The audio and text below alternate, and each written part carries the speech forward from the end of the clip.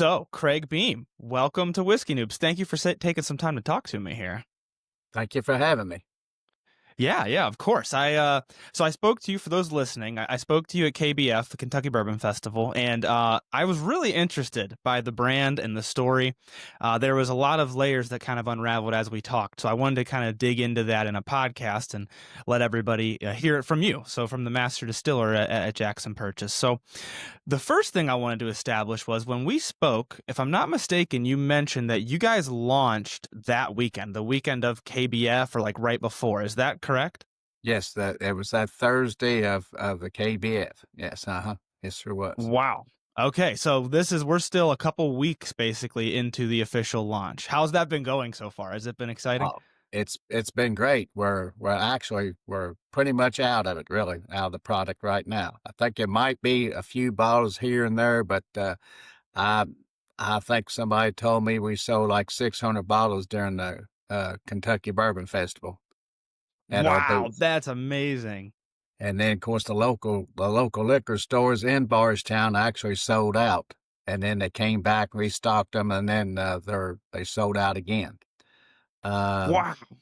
then this past week down in Fulton, Kentucky, right up the road from where the distillery is in Hickman, there was a banana festival down there. So Jackson Purchase had a big booth set up, and we offered bottles for sale down there also to the public. And I don't know, we sold like 260 bottles there.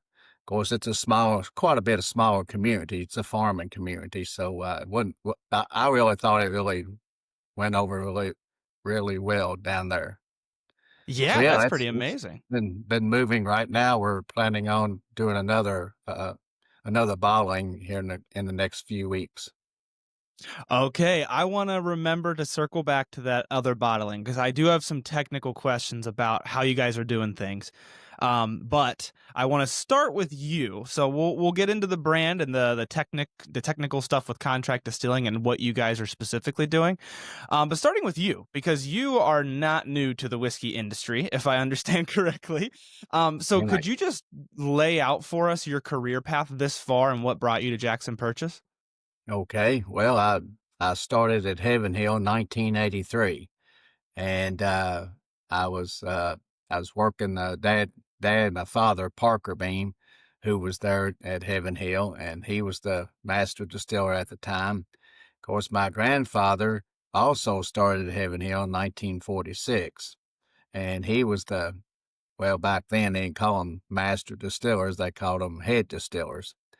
And when I started in 83, my grandfather was 83 years old at the time, and he was still working at Heaven Hill a couple of days a week and making what we call our jug yeast, which is our strain of our yeast, making a new batch every week. And so I started there at Heaven Hill, got to work with my father and my grandfather on days when we made our yeast. They showed Mhm. me both of them showed me how to make it. And I don't know, 6, 8, 9 months, whatever it was, they finally felt confident that I wasn't going to mess it up. So they turned the yeast operation over to me. And then, as I guess 2000 and somewhere around the year 2000, my father kind of semi-retired, and then I became the head distiller. And then the last several years, Dad and I got to travel together, going to Whiskey Fest events, or Chicago, Washington D.C., San Francisco, and New York. Think we went down to New Orleans a few times for some trade shows down there as well. Anyway, Dad ended up coming down with ALS in around 2012, and he never did retire. Of course, my grandfather never retired either. He just got where he couldn't come out to work anymore, and he passed away. Then, of course, Dad, when he got ALS, he never retired. He stayed as active as he possibly could. Well, 2014, he got quite a bit worse. We had a family business on the side. We farmed about 300 head of cattle, and my father had 40 semi trucks, and I had 20 semi trucks. And his dad got worse, and of course, there was a whole lot there trying to keep running, and plus trying to work at Heaven Hill too. And I've been there 32 years, so I decided just to retire out from Heaven Hill, help my father in his remaining years to run the family business. Of course, I had 20 semi trucks at the time myself. Um, so, uh, Dad finally passed away in 2017. We sold off his semi trucks, and we still got the cattle, still got all the farms. In fact, I've got my semi trucks. I've probably increased them with 6, 7 more since then. Trying to help my mother through that. Like I said, we sold my father's semis off because we didn't need all that. Too much there to take Mhm. care of. Uh, I wasn't looking for a job when I heard about Jackson Purchase, and long story short, somebody contacted my wife, Nicole Beam, and said if you need, of course, my semis, I was also haul grain to all the distilleries as well. So, Mhm. if you need grain, call Nicole Beam. And so Nicole got talking. My wife got talking to David Salmon, who was one of the founders of Jackson Purchase. He's now our COO at Jackson Purchase. Anyway, they got talking to each other, and then David realized that, hey, Nicole's married to Craig, me. And anyway, so I'll have him to give me a call. Well, I came home from the farm one day, and my wife told me that all about David calling, and so, well, that's a little far off. I said, it's going to take somebody's got to be there every day to get it up and running. Because I'm Mhm. still, this was like May of 2021, and when I got the call, and uh, we get ready to cut hay and work our cattle, all that. So I just kind of just let go in one ear after the next. Then later on, David called back again. And so finally ended up deciding to just go ahead and call him, see what he's got going on there. So, Mhm. of course, I told him right out the gate, David, of course, I live in Bardstown, that's almost 250 miles away from me. And of course, the distillery had been shut down for about 5 or 6 years. I said, Mhm. you're gonna need somebody that's gonna have to be on board there. You're gonna have to be there every day to get it up and running. And so anyway, he talked me into coming down there just to meet him and Lloyd Jones. Lloyd Jones grew up down in that area. Lloyd and David are neighbors in Louisville. So and Lloyd grew up in Fulton. So Lloyd is our CEO of Jackson Purchase. So I made a trip down there. My wife and I did spend a day down there walking through. But in the meantime, going down there, I got a call from Terry Ballard. Terry was at Willett's Distillery. He'd been there Mhm. 10, 12 years, and he kind of helped Willett's get started up from the ground up. And he had called me and told me he'd left Willits. I said, well, Terry, you'll get a job someplace because, you've been there for, 10, 12 years, got a lot of experience. He can do just about anything. Also, he's a hands-on guy as well. Mhm. So, I went down, visit Lloyd and David, and walked through the steering. Of course, I told him, going to have to be somebody that's going to have to be here and almost live down here for quite a few months to get it up and running. And walked through and kind of saw what needed to be done. Of course, right out the gate, going to have to do some good cleaning, that's for sure. Uh, and I told him then, I said, hey, I know somebody that might be interested, Terry Ballard. I said, he's a single guy. All his children are grown. And I said, of course, he lives right outside of Bardstown, in a little town called named Bloomfield, Kentucky. So I called Terry and I said, hey, I might have a job for you. I don't know if you want to come down here and live. You might have to live down there for a while, live in a motel or something. So anyway, Terry went down, visited David and Lloyd, and a week or so later, and he called me back. So I told him I'd give him 90 days and see how everything worked out. And so, okay, well, good.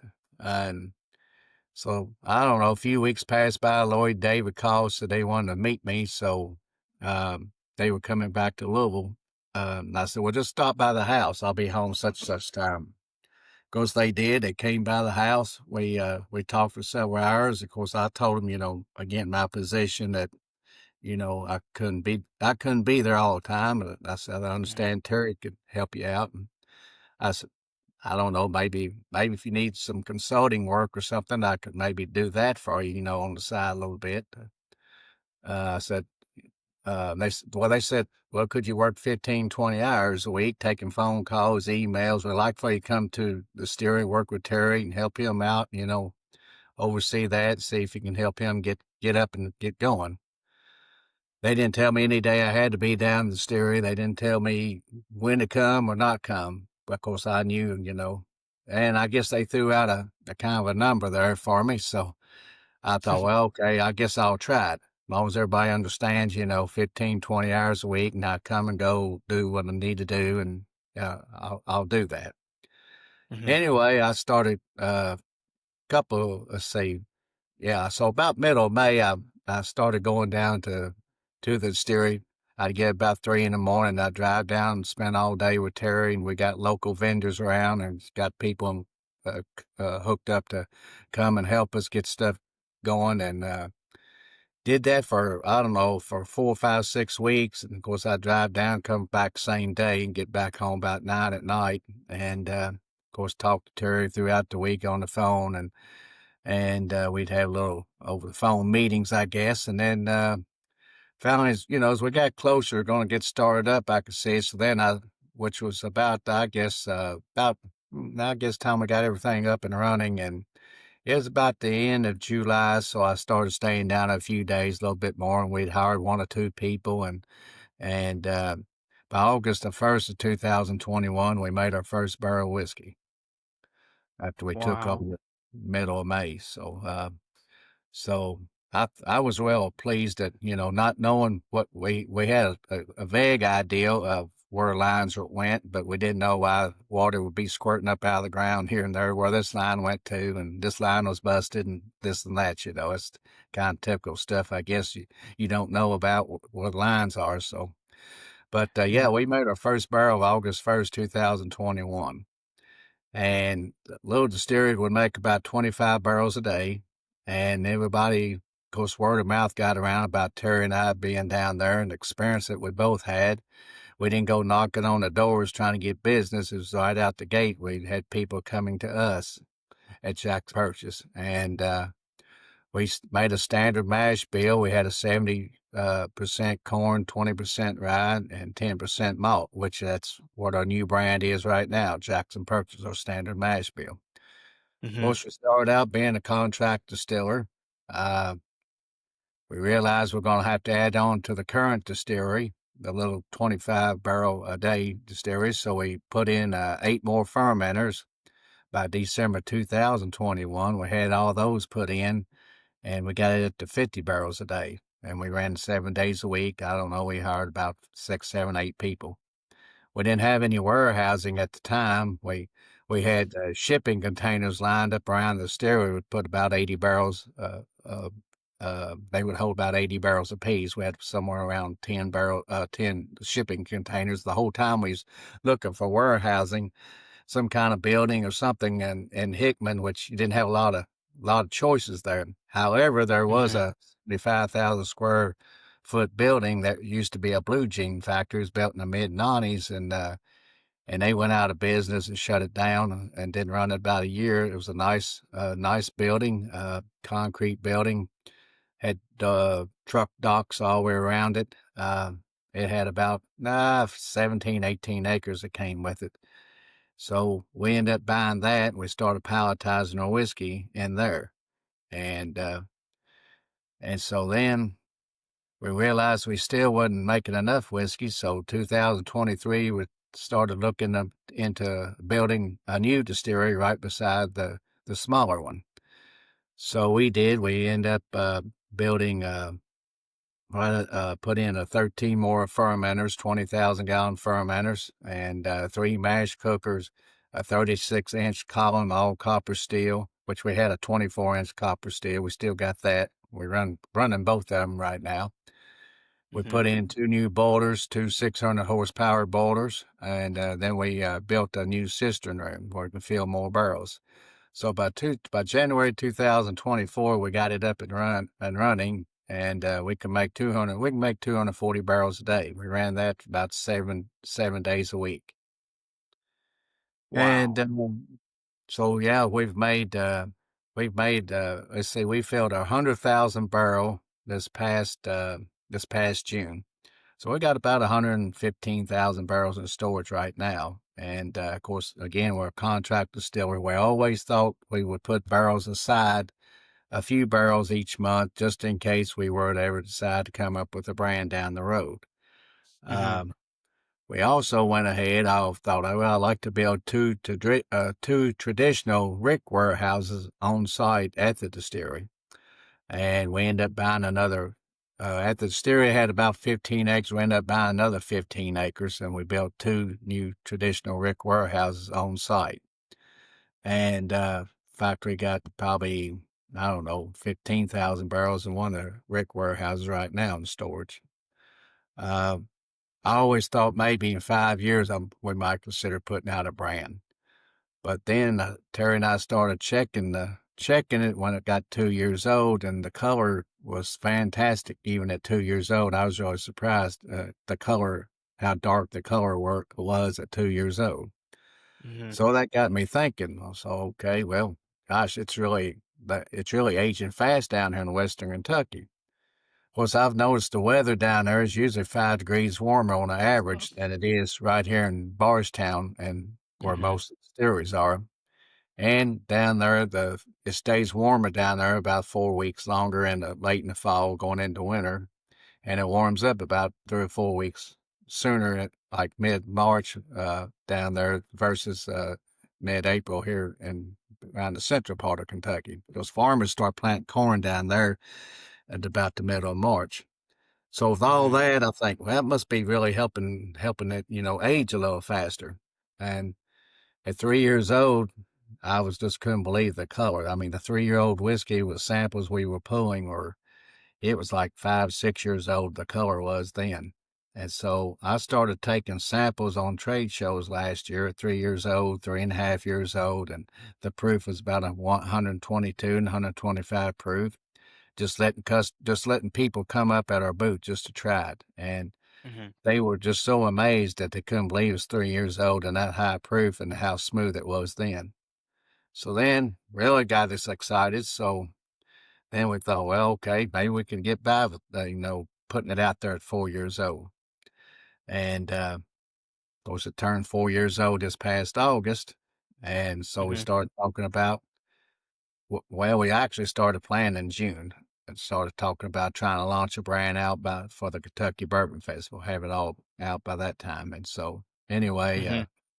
that's what we did. We took about 15 of this first batch here. We took 15 barrels and dumped it and came up with our brand, Jackson Purchase, and it's 117.8 proof. And how we came up with that proof, we knew we wanted something not overwhelming. We knew we didn't want maybe anything a whole 120, 125 proof. We knew we wanted cask strength. Hmm. Um, So we had a panel here. Me and Terry, we knew what we liked, and so we got 6, 7 more people. Just we wanted to make sure that we were on track, and we let the panel check it. Everybody, we didn't even know what the proof was, and everybody agreed they really liked it. So then we proofed it, and it came out at 117.8. We said, let's just cut it off there. Let's don't rock the boat. Let's don't try to get it any stronger. Don't try to cut it anymore. So that's how it came up to 117.8 proof. Wow, what a journey that's been then. So you have basically been with the team first in an unofficial capacity, then an official capacity, basically since day one, since getting the distillery up and running. Right. Now, so you mentioned you started putting out some barrels, you started putting some aside for in case you wanted to come out with a brand in the future.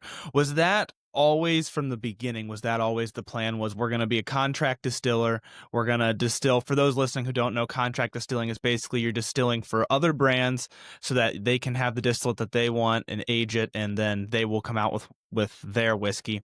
Was that always the plan, and then kind of on the side was the branding, or was there from the beginning kind of a thought about doing your own branding? Well, that was always the thought. We'd always were, possibility that we might have a brand ourselves, and it wasn't going to hurt Okay. us if we decided not to. I mean, we can always, sell the whiskey off, but that was always, Right. you know, that was always the thought. So just to be on the safe side, we always put a few barrels back for ourselves. Okay, yeah. And was it were you producing multiple different mash bills for multiple different distillers, and there was one that you gravitated towards, or were you putting out your own recipes and distillers could come try them, or brands could come try them rather? Well, the first year, that was the only recipe we put out. Everybody liked Okay. it. Nobody, the customers didn't say, we'll come up with a different one or other mash bills. It went into a number charred for standard barrel. Wasn't anything different about that. It was pretty standard. Um, we did that mash bill 70-20-10 for a good year, and then I think it was 2022. We made a small run of a wheat. I had a wheated mash bill. Uh, Mm-hmm. I think a 70. Let's see. No, let's see. I got that here somewhere.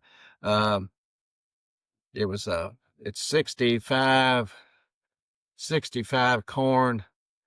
Um, yeah, 65 corn, 25 wheat, and 10% malt. Yeah, won't have my glasses on here, but anyway, that's so we came Mm-hmm. up with that. We ran a little bit of that, and I think 2022. So some of that'll be 4 years old, another year or so. But we Wow. come out with another brand with a wheated brand. That's possible. Don't tell all my Yeah. secrets. Yeah, But yeah. That's now, since then, since 2021, we have offered probably a half a dozen different mash bills to our customers. And so a lot of customers said, well, what's wrong with the 70-20-10? We like this. But hey, that's fine. I mean, we just offer you something a little bit different. And mm-hmm. some of them have latched on some more or different weeded mash bills we had. And we also offered a little higher rye, like a 35% rye. We Mm-hmm. also had offered a 95% rye, which we've had a few customers take that. That's a real small run. Uh, Mm-hmm. but then also we've offered 36 air dried barrel staves. Barrels, the staves are 36-month air dried, and we've offered that. We do have one or two customers who are taking quite a bit of that. And you, of course, this is all new field stuff, new field Mm-hmm. bourbon, whiskey. We've offered some toasted barrels also as well with different mash bills. So we've got a few Okay. customers picking a little bit of everything. And Okay, then yeah. we got then what we got one customer, of course, this American single malt became kind of popular. Everybody started talking about Mm-hmm. that. So, and in the March of this year, and 1st of April, we had a customer that wanted 500 barrels of American single malt, and we did that. Now that was my first time of ever making American single malt, and we put that in the used barrels. Okay. We got the used barrels from Heaven Hill, because I guess I had connections, and I knew what came out of those barrels, so I knew what came out of the barrels, those used barrels at Heaven Hill was good. Imagine Mm-hmm. that. Since I was there. Right. But anyway, so that's what we did. We made 500 barrels back in last of March at 1st of April for a customer. And then we also right now are making 500 more barrels for the same customer of single malt. So Wow. having pretty good luck on that as well. Yeah, no, that's great.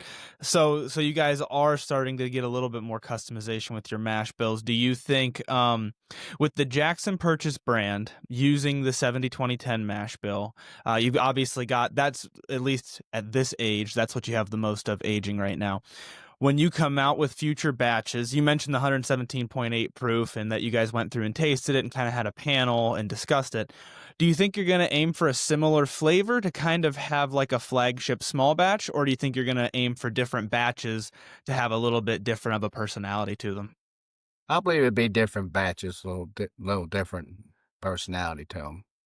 Kind of Yeah, like yeah. having kids, I've got 5 daughters, so each one's got different personality.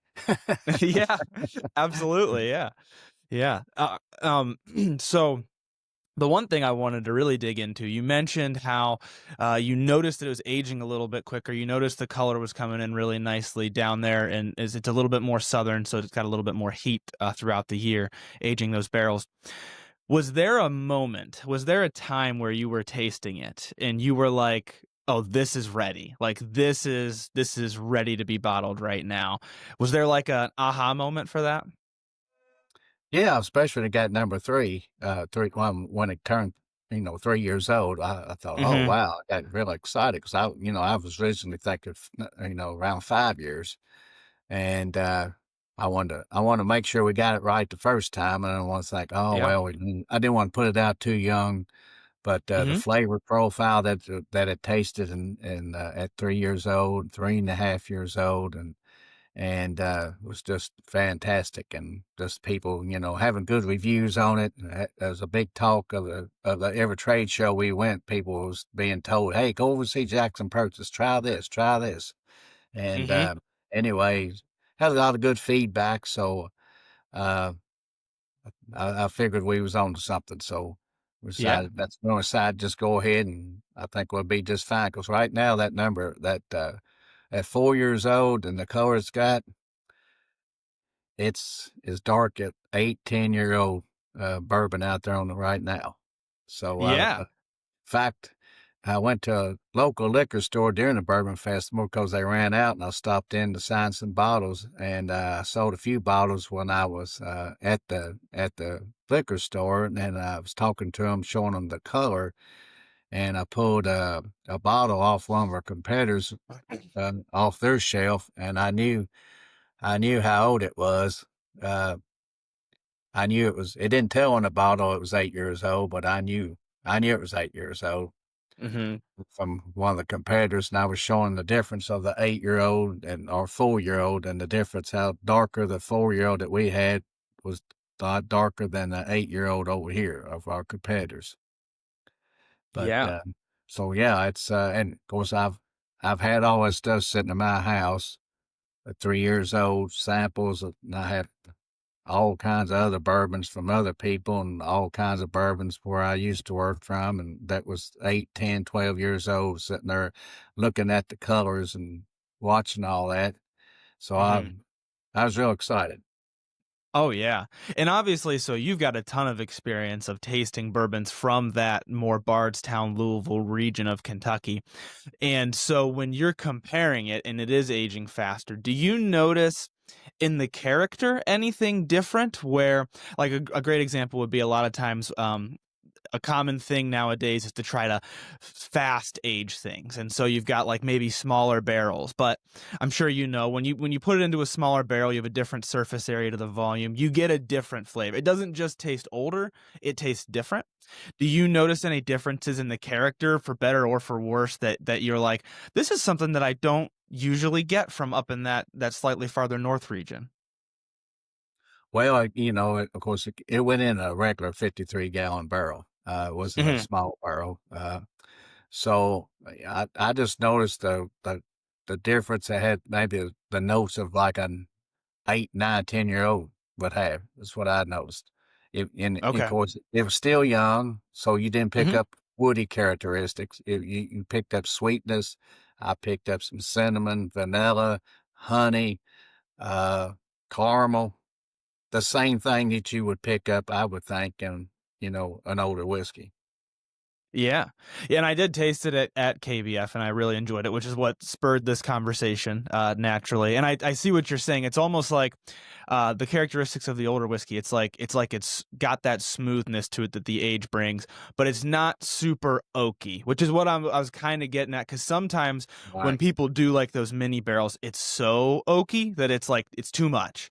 Whereas Right. this, like you said, you're still using a normal size barrel. It's almost like it smooths it out, but it maintains some of those lighter notes that the younger whiskey has, like the light sweetness, which is it's really interesting. It's an interesting flavor profile, I think. Yes. Right. Right. Now, moving forward with Jackson Purchase, you've already kind of mentioned that, you're working on different recipes and you're working with different distilleries. Are you guys, is the plan to shift more towards your own brand or to keep the big chunk of the business as contract and then put out your guys' own brand kind of as you go? We're going to still be a contract distiller. I don't Okay. think we're going to have a. I think everything right now, what I can see, unless who knows, but I see it's always been a contract distiller, have a few Hmm. barrels back for ourselves. Of course, what we put out now will always be it'll be a limited edition, and probably in the future, other things we come out will probably be a limited edition.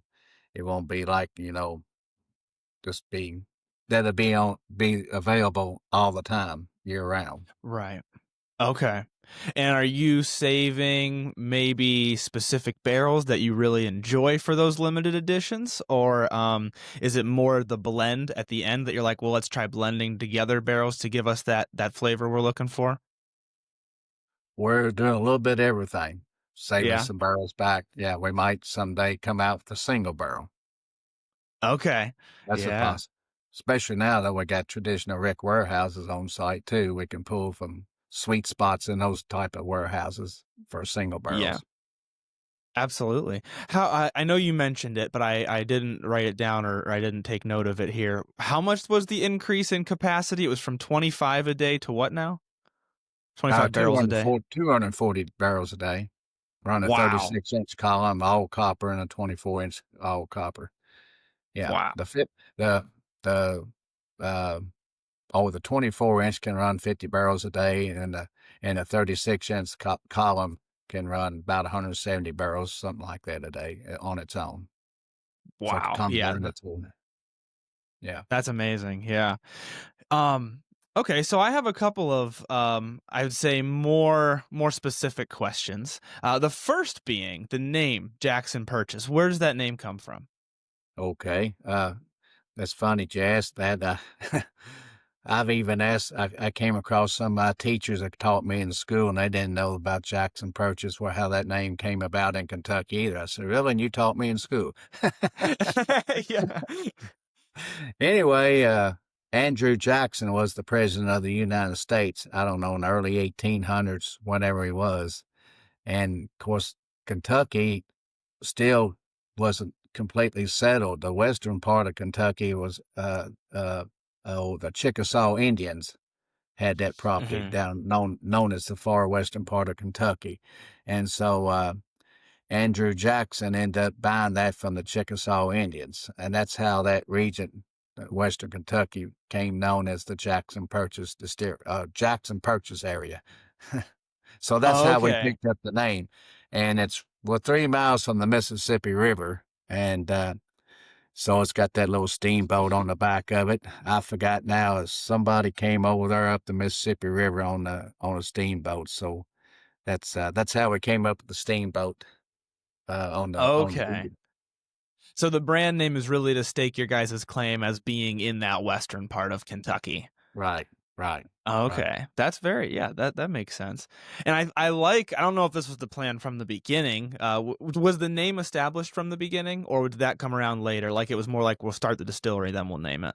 No, no, it was from the very beginning, right after Okay. the yes, Well, how interesting that, from the beginning the plan was we are from the western part of Kentucky. And then along the way it's like, hey, these are aging very differently than in the eastern part of Kentucky. And so now it really like the name applies really well considering that you've got a little bit of difference in how the barrels are aging. right, right. Okay, so a couple of questions. The first one I'm going to say you don't have to answer if you don't want to, but do you have any favorite brands or labels outside of Jackson Purchase that you're willing to disclose? You can plead the fifth if you don't want to. Well, I mean, I worked for Heaven Hill 32 years, so yeah, I had several good brands that I drank all the time and still do. Evan Williams and Evan Williams 1783 is probably my go-to all the time. Mm-hmm. Before Jackson Purchase came along, and then Henry McKenna and Elijah Craig, and of course Evan Williams single barrel, Larceny, which is a wheated bourbon. Mm-hmm. So then, of course, we had Bernheim wheat whiskey when I was there. I came out with that while I was at Heaven Hill myself. So yeah, but yeah, some of those brands I go to that all the time. Okay, yeah. Listeners of the show are going to know that I also enjoy those brands quite a bit. My go-to anytime anybody asks me like what bourbon should I try? Like I don't want to break the bank, but I want to try bourbon and see if I like it. I always say Evan Williams Bottled and Bond. And then if you want a Ah, little bit that's less another biggie. proof, a little bit more approachable, the 1783 is just perfect, right at the 90 Right, proof. right. Yeah. So then that actually spurs another question for me. So you mentioned that you enjoyed those brands and that you're enjoying what you're doing at Jackson Purchase.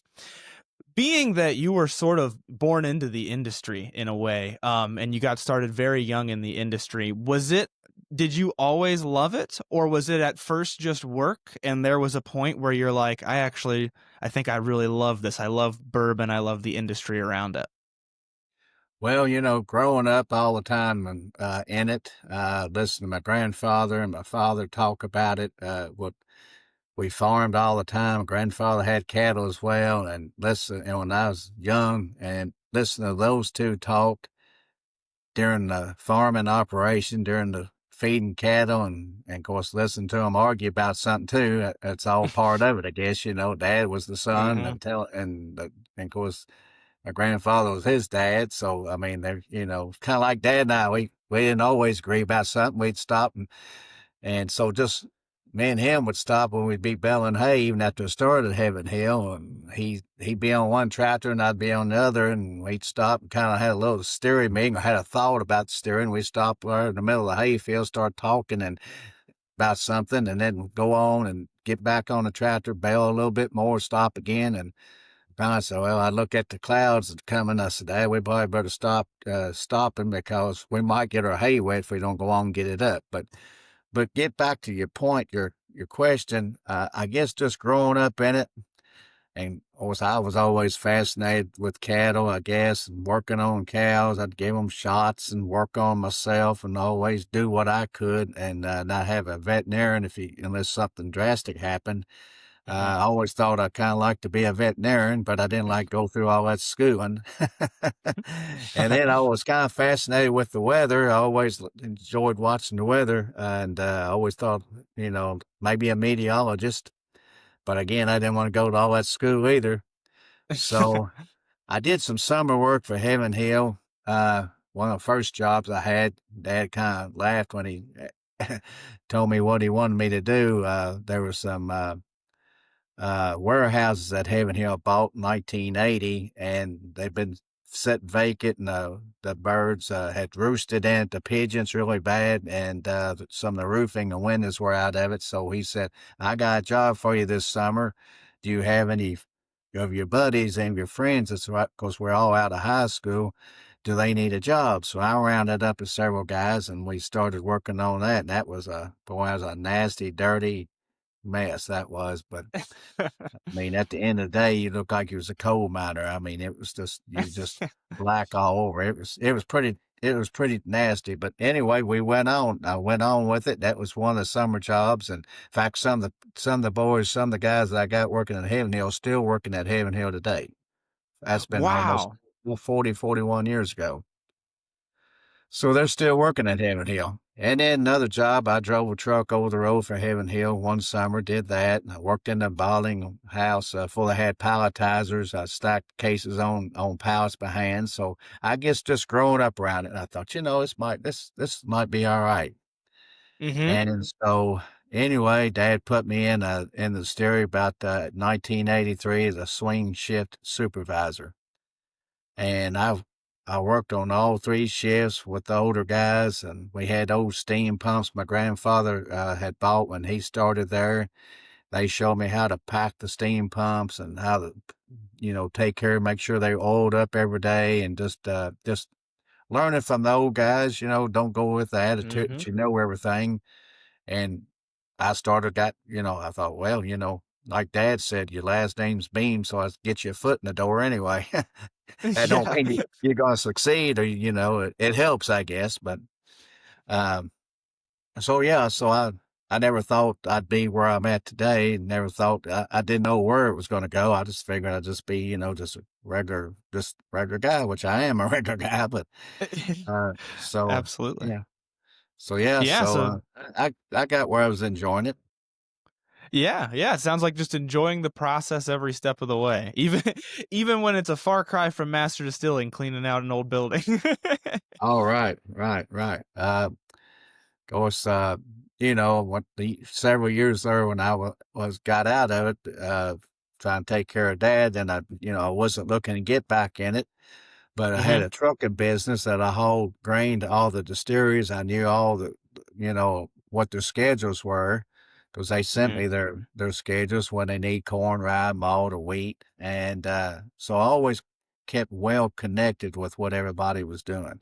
I was great Hmm. friends with all the other distillers, with the Jimmy Russell's a Wild Turkey, and of course Booker Noe when he was alive, and his son Freddie's now, and good friends there. And of course Baker Beam, Dad's first cousin Baker, at Jim Beam, and just Jim Rutledge, when he was at Four Roses. So just, well connected with everybody still. And of course, Steve Hmm. Nally, he was at Maker's Mark. I followed him to Wyoming Whiskey, and he went to Wyoming Whiskey and left Maker's Mark. Then he came back and joined Bardstown Bourbon. So yeah, Steve, and know him really well. Greg Davis when he's at Barton's, and then he left and went to Jim Beam. And so yeah, he just great times, really.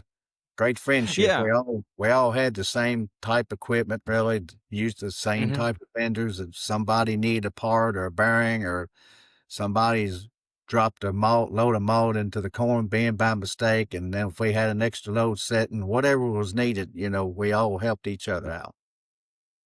Yeah, I always thought that was an amazing part of the Kentucky bourbon story is how much first of all the distillers were all friends and the families all know each other and like you just mentioned they all help each other out. And I find that really amazing. I know there's obviously been a lot of times in history where the distillers had to help each other out in a pinch and I think that's really a great I don't know. It's a great part of the story because I think nowadays we view everybody as competing all the time and it's really cool that, everybody to mention those connections and how friendly everybody is down there. Do you think you still see that a lot in the Kentucky bourbon world? Do you still see strong connections and everybody getting along? Well, yeah, oh yeah, I think especially on the production end, I mean, of course, you got Hmm. new people nowadays, that probably don't understand how that really is or has worked, or maybe they don't realize it because they didn't grow up with it all that way, all that well. Hmm. But overall, yeah, I think everybody's well connected. Really, there's no big secrets. I had a malt supplier tell me one time he had some malt somewhere else closer to Jackson Purchase. I said, "Well, why didn't you tell me you had it so close to us?" And he said, "Well, it's a secret." I said, "A secret? It ain't no secret in this business. I pretty well know. You don't even have to tell me who it's going to, and make a phone call and find out in 30 seconds." Yeah. But anyway, Right. there's no secrets. We've all worked together and talk about prices of grain, malt prices when there's a crucial shortage several years ago, and um, when it became a barrel shortage a couple of years ago, and everybody's allocated, and how we all pitched in, helped each other out during all that time. And it's just we all work together. Hmm. Yeah, and I think that's great too, like not having the secrets because then it becomes more about what personality you want the brand to have. It's not like, well, let me copy this guy's homework. It's more like, yeah, we're all doing the same thing, but we're coming out with our own flair and our own twists and Sure. our own Right. flavor. Right. Right. Now, That being said, so there's a bunch of different flavors. There's all different ways you can go in the distilling world. What's the most unique or exciting project that you've worked on? And I'm gonna limit this to distilling projects because maybe the most unique was cleaning out that old building. but in Yeah. terms of distilling, what was the most unique or exciting one that you've worked on? Well, I think what was exciting was the single barrel program that Heaven Hill had, picking Okay. out barrels, going in the warehouse, picking out the what we call the sweet spots in the warehouse, and which Mm-hmm. warehouses had the sweet spots versus some warehouses you may not always had the sweet spots. Some warehouses did better than others due to airflow and the geographic area they were sitting at. Just doing that, and we'd had customers coming in wanting to pick out a barrel, maybe two barrels. I would have five or six sitting on the floor that I picked out, different floors, and just having people coming in, and sales guys, salespeople would come in, or customers that wanted to buy their own barrel for restaurants or a liquor store, and bought it under their name. And, I Mm-hmm. picked the barrels out, and draw samples, and let everybody try it. I know what I liked, and I would never tell everybody what I liked till after what they picked. That's why I don't want to tell you what I liked. All are the customers, so I don't want to put words in your mouth. Mm-hmm. So that was always exciting, and it's just Yeah. always exciting, I guess, going out seeing, doing what you like, and hopefully the customer and everybody else will like the same taste profiles that you like, and Mm-hmm. must be hitting on something that's all worked out pretty well, really.